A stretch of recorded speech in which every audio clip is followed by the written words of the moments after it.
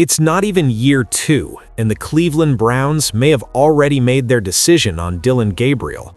No dramatic announcement, no breaking news alert saying it outright, but if you listen closely to what's coming out of that building, if you really pay attention to the tone, the wording, the hesitation, you start to realize something isn't right.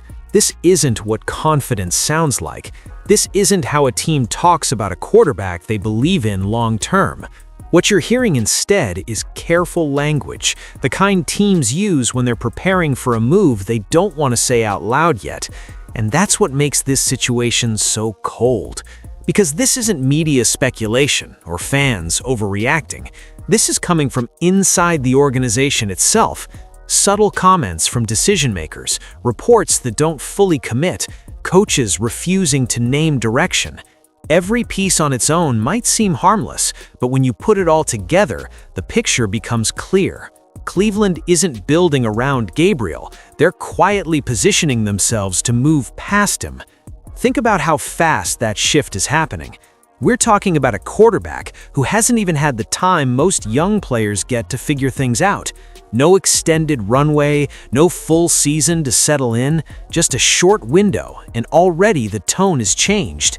That doesn't happen unless something behind the scenes has triggered real doubt.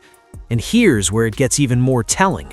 This isn't just about waiting to see improvement. The Browns aren't sitting back and hoping Gabriel develops. They're actively exploring alternatives. Draft conversations are already happening. New names are entering the building. And every move like that sends a message, whether they admit it or not. You don't search this aggressively unless you're already preparing for life without the guy you drafted. Which raises the bigger question, when did this decision actually happen? Because if you go back and trace the timeline, the warning signs were there much earlier than people want to admit. From the moment Cleveland made a draft move that had analysts confused, to the moment another quarterback from that same class started gaining momentum, this wasn't a sudden collapse. This was a slow shift that's now reaching its breaking point. And now, everything is lining up for one defining moment. The kind of moment where teams don't just rethink their plans, they act on them. Because what's coming next isn't just another off-season storyline. It's not just another competition headline to keep things interesting. It's something much more final than that. It's a decision that could end Dillon Gabriel's time in Cleveland before it ever truly began. The moment the Cleveland Browns turned in their card for Dillon Gabriel in the 3rd round, the reaction across the league wasn't excitement, it was confusion. Not because Gabriel was unknown. Everyone knew exactly who he was, a productive college quarterback, smart, experienced, efficient within structure, but also a player with very clear limitations. Undersized, left-handed, not known for pushing the ball deep, and someone evaluators consistently described as a system operator rather than a true playmaker. At the college level, that profile can work. In the NFL, it raises serious questions. Questions about ceiling, questions about adaptability, questions about whether he can create when things inevitably break down. And those questions weren't hidden. They followed Gabriel throughout the entire pre-draft process. Scouts talked about them. Analysts repeated them. Teams built their boards with those concerns in mind, which is why when Cleveland used a 3rd-round pick on him, it immediately stood out. That's not a late-round flyer. That's not a low-risk experiment. A 3rd-round pick says you see something real. It says you believe this player can develop into a meaningful piece of your future. But then, just a few rounds later, everything changed. Because Cleveland went right back to the same position and selected Shedeur Sanders. And that's when the confusion turned into something else entirely. You don't spend a premium mid-round pick on a developmental quarterback and then double back in the same draft to take another one. Not unless you're unsure, not unless you're hedging, not unless there's already doubt creeping into the evaluation you just made hours earlier. Teams don't operate like that without a reason. Every pick is supposed to build toward a clear plan. This didn't feel like a plan, it felt like a contradiction. On one hand, you're saying Gabriel is worth investing in. On the other, you're immediately bringing in competition with a completely different profile, more dynamic, more explosive, and, in the eyes of many, a higher upside player. And whether the organization wanted to admit it or not, that second pick sent a message. Maybe not publicly, but internally, it shifted everything. Because now, Gabriel wasn't just a developmental project, he was a question mark with a challenger already in the building. And once that dynamic is created, it doesn't go away. It lingers, it grows. Every practice rep gets compared, every throw gets evaluated differently. Every mistake feels heavier because there's someone right behind you who might do it better. What looked like depth on paper quietly became pressure in reality. And the most telling part, that pressure didn't take long to show its effects.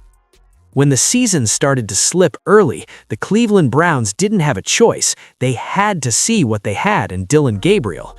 The offense wasn't working, the rhythm was off. And when Joe Flacco couldn't stabilize things, the door opened faster than anyone expected. This was Gabriel's moment, the exact scenario teams talk about when they draft a developmental quarterback. Step in, manage the game, show flashes, prove you belong. It didn't need to be perfect, it just needed to be promising. And early on, if you only looked at the surface, you could convince yourself it wasn't a disaster. The touchdown-to-interception ratio looked respectable, the mistakes weren't overwhelming. On paper, it almost felt steady. But once you actually watched the games, a different story unfolded. The offense shrank. Everything became short, safe, predictable. Gabriel wasn't attacking defenses, he was surviving them. Checkdowns became the default, deep shots were rare, and when the pockets started to collapse, the limitations that scouts warned about showed up instantly. There was no second gear, no off-script magic, no ability to turn a broken play into something dangerous. Drives stalled not because of catastrophic errors, but because nothing threatening was ever happening. And in the NFL, that's just as damaging. Defenses caught on quickly. They didn't respect the deep ball. They tightened underneath coverage. They forced Cleveland into long, grinding drives that demanded precision on every snap. And that's where everything started to fall apart. Because when you need perfection just to move the ball, even small mistakes become drive killers. The numbers started telling the truth the eye test already knew. Passing yards barely climbing game to game, efficiency dropping, one of the lowest yards per attempt in the league. This wasn't a quarterback growing into the role. This was a quarterback confirming every concern that followed him into the draft. And then came the moment that changed everything. The injury. A hit that forced Gabriel out and paused whatever momentum, if you could even call it that, he had left. And in most situations, that would buy a young quarterback time, a reset, a chance to return and reclaim the job. But this situation wasn't normal, because while Gabriel was sidelined, someone else was getting his opportunity. And when he came back, the reality waiting for him was impossible to ignore. While Dillon Gabriel was sidelined, the Cleveland Browns didn't just plug in another quarterback, they stumbled into a completely different energy. Because when Shedeur Sanders stepped onto that field, the offense didn't just change, it felt alive in a way it hadn't all season. And it didn't take long for people to notice. From the first few drives, there was a clear difference in how the ball was moving. The throws had more intent, the reads looked sharper. And most importantly, there was a willingness to take risks that simply didn't exist before. Sanders wasn't just managing the game, he was trying to control it, pushing the ball downfield, testing defenses, forcing opponents to actually respect what Cleveland was doing offensively. It wasn't flawless, not even close, but it was aggressive, and that alone made it dangerous.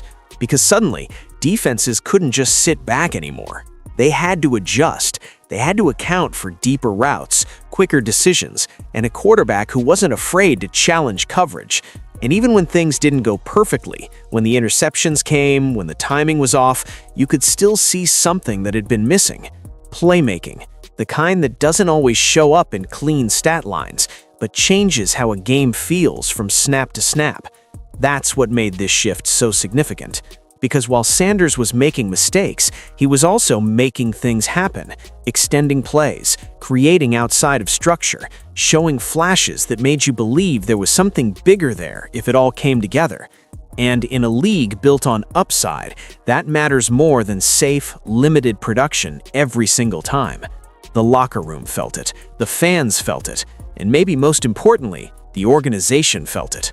Momentum started to build, not just around wins and losses, but around belief, the idea that maybe, just maybe, the answer wasn't the guy they took earlier in the draft, but the one they picked later.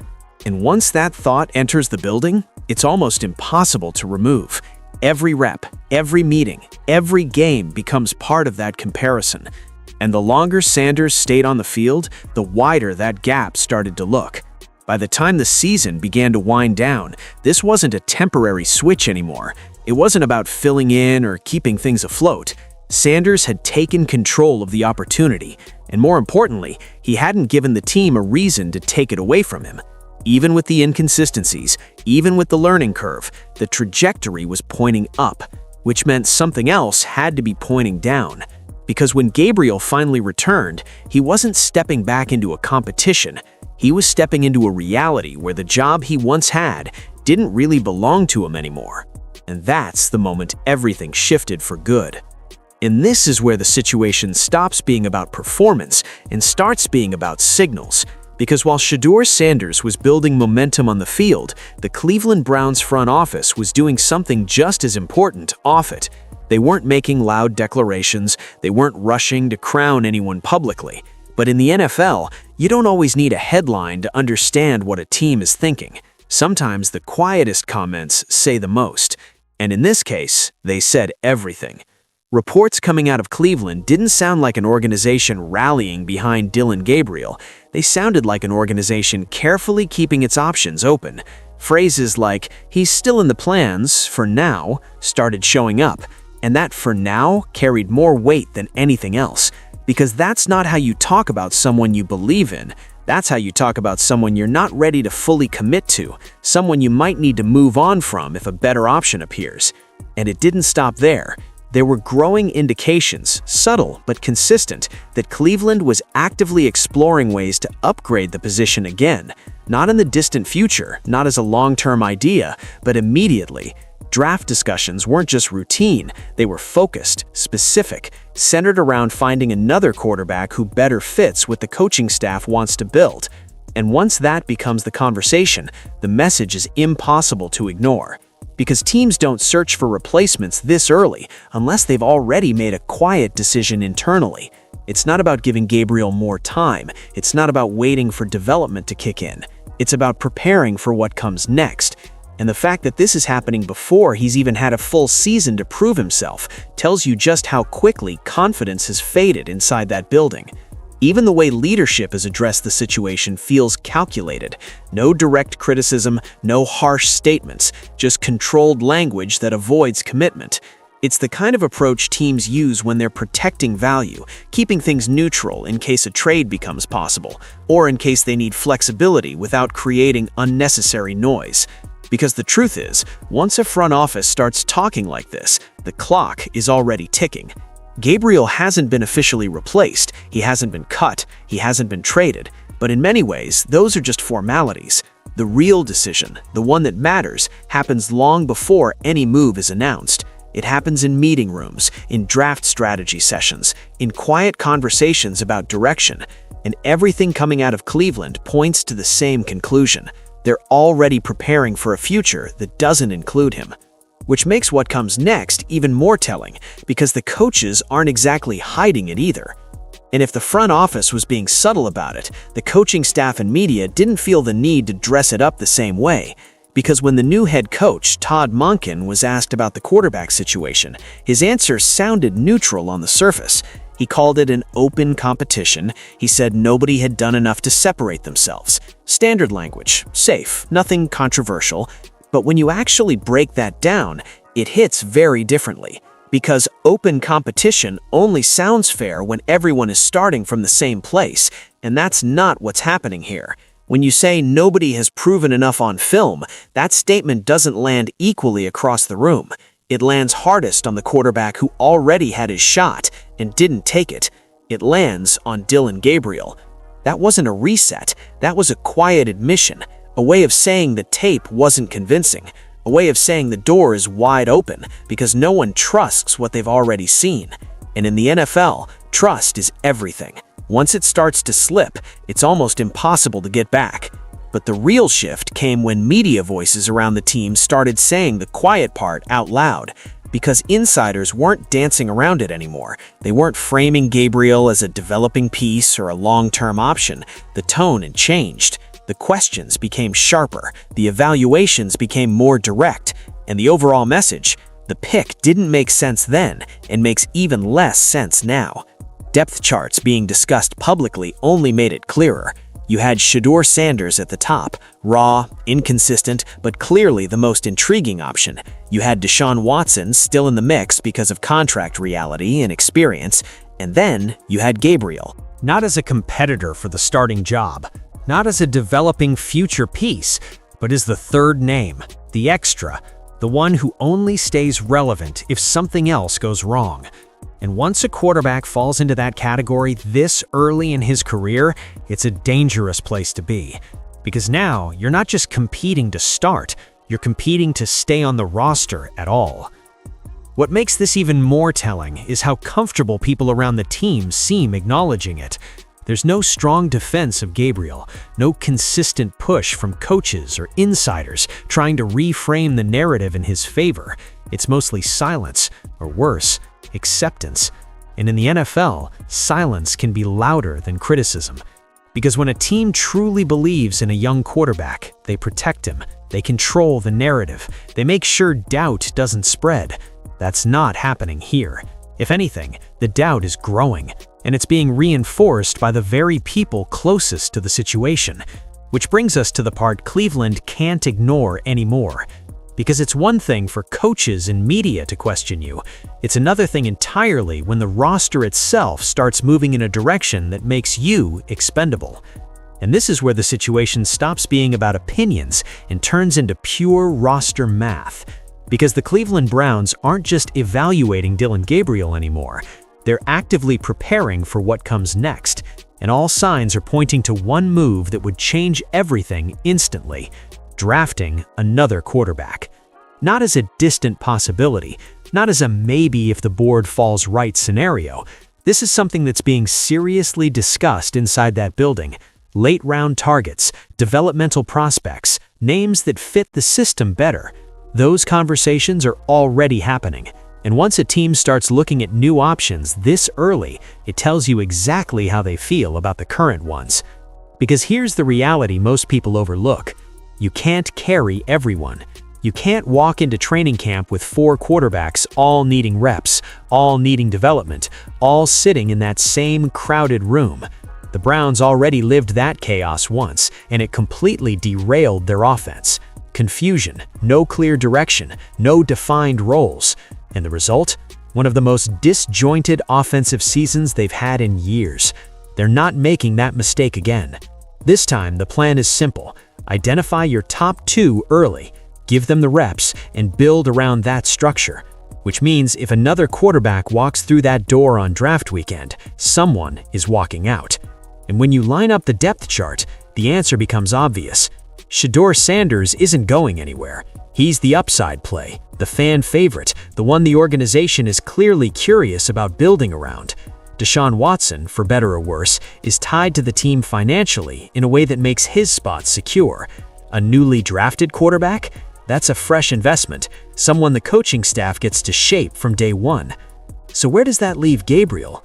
Right in the middle of a numbers problem he can't win. Because once that new name is added, Gabriel doesn't become a competitor. He becomes the odd man out, the extra piece, the one player the team can move without disrupting their long-term plan. And in the NFL, when you become expendable, things move fast. Trades get explored, calls get made, and if nothing materializes, releases happen quicker than anyone expects. What makes this even more brutal is the timing. This isn't happening after years of evaluation. This isn't a slow burn where a player gradually loses his role in the league. This is happening before Gabriel has even had the chance to stabilize his footing in the league. One short stretch of starts, and now he's already facing a scenario where draft weekend could decide his entire future. And the most telling part? Everyone in that building knows it. They know what adding another quarterback means. They know how the numbers work, and they know that once that decision is made, there's no going back. No second chances, no extended development window. At that point, it's not a competition anymore, it's a replacement. But the deeper you look at this situation, the harder it becomes to see it as just a Dillon Gabriel problem. Because this isn't new for the Cleveland Browns. This is a pattern, a cycle that has been repeating for years. Different names, different expectations, same result. Draft a quarterback, convince yourself this one might be different, give him a window, watch things fall apart, reset, start over. And every time it happens, it pushes the franchise further away from stability at the most important position in football. Think about how many opportunities have slipped through their hands, franchise-changing quarterbacks who were available and somehow never ended up in Cleveland. Lamar Jackson, Kyler Murray, players who didn't just become starters, but became stars. And while other teams built around them, Cleveland kept searching, kept guessing, kept trying to solve the same problem with a new approach that somehow led to the same outcome. And that's what makes the Gabriel situation feel less like an isolated mistake and more like another chapter in a much bigger issue. Because even now, you can see the same signs: uncertainty in evaluation, mixed signals in decision-making, investing in one quarterback, then immediately hedging with another, creating competition instead of clarity. It's not a clean plan, it's a reaction, a team trying to fix problems on the fly instead of building something stable from the ground up. And while all of that is happening on the offensive side of the ball, the clock is ticking somewhere else. Because this Browns defense, it's ready. This is a unit capable of competing with anyone on the right day. Fast, physical, disciplined, the kind of defense that can carry a team deep into the postseason if the offense just does its part. But that's the problem. The offense hasn't held up its side of the equation, and in the NFL, those windows don't stay open forever. You don't get unlimited time to figure things out. Defensive cores age, contracts expire, momentum fades. And if the quarterback position isn't solved before that window starts to close, everything resets again. Another rebuild, another wasted opportunity, another what if added to a list that's already too long. And then there's the financial side, complicating everything even more. Because Deshaun Watson is still part of this equation, whether the team likes it or not. His contract doesn't just sit quietly in the background, it affects decisions, limits flexibility, forces the organization to operate differently than they normally would. And when you combine that with uncertainty around Shedeur Sanders, a player with clear upside but still plenty to prove, you end up in a situation that feels unstable from every angle. Which brings us right back to Gabriel. Because in a stable organization, maybe he gets more time. Maybe he develops at a normal pace. Maybe the pressure isn't this immediate. But in Cleveland, there is no patience left. Not after everything they've been through at this position. Not with a roster that feels like it's ready to win now. And that's the harsh reality. Gabriel didn't just walk into a competition. He walked into a franchise that's been trying and failing to solve the same problem for years. And when you become part of that pattern, it's very hard to break out of it. At this point, the conversation around Dillon Gabriel isn't really about potential anymore. It's about reality. And the reality is uncomfortable, because no matter how you try to frame it, developmental timeline, limited opportunities, tough circumstances, the situation has moved past all of that. The Cleveland Browns have already started operating like Gabriel is no longer part of their long-term vision. Not officially, not publicly, but in every way that actually matters. The reps are shifting, the attention is shifting, the investment is shifting. And in the NFL, when those things start moving away from you this early, it's almost impossible to reverse. There's still a version of this story where Gabriel stays, where he makes the roster, where he settles into a backup role and tries to rebuild his value over time. That's the best-case scenario right now. A team keeps him as depth, maybe sees something in practice, maybe gives him another shot down the line if circumstances change. But even that path comes with a hard truth. It's no longer about becoming the answer in Cleveland. That opportunity, whether anyone wants to admit it or not, is already slipped away. And then there's the other side of this. The scenario nobody says out loud, but everyone understands is very real.